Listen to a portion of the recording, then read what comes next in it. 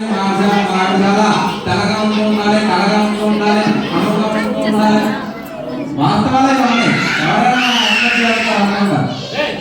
అయితే అలాంటి వాళ్ళు రాలేదనుకోండి, పోలే ఓ వారం రోజులు చూస్తాం, తర్వాత నచ్చుతారు, పోలే మావిడ బాగానే ఉన్నారు.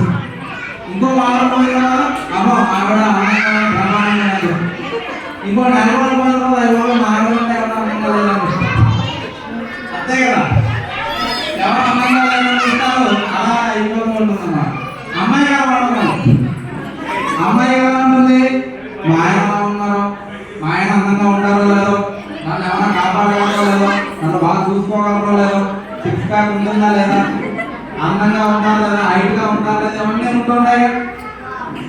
అన్న అయిన తర్వాత తక్కువనే ఆ సమయంలో తెరదేశం వీళ్ళ వీళ్ళు చూసుకున్నారు అనుకోండి, ఒక్కసారి నేను ఎవరో వస్తారనుకున్నాను, ఇలా వాడు వచ్చారా అనుకున్నారు అనుకున్న వాళ్ళు ఏమవుతుంది, ఇంకా లైఫ్ లాగా దాని పెట్టారు.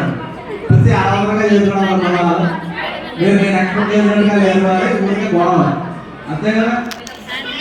అయితే ఆ గొడవలు లేకుండా అమ్మాయి చూపు చల్లగా పడేలాగా ఈ యొక్క కార్యక్రమం జరుగుతుందన్నమాట.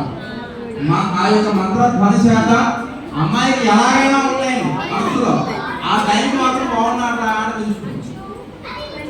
అంతే కదా, మ్యానిపులేట్ చేస్తాం అన్నమాట అమ్మాయి యొక్క విషయం.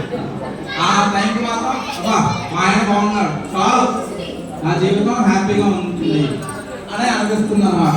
అందుకనే జీలకర్ర వెళ్ళం పెడతాము.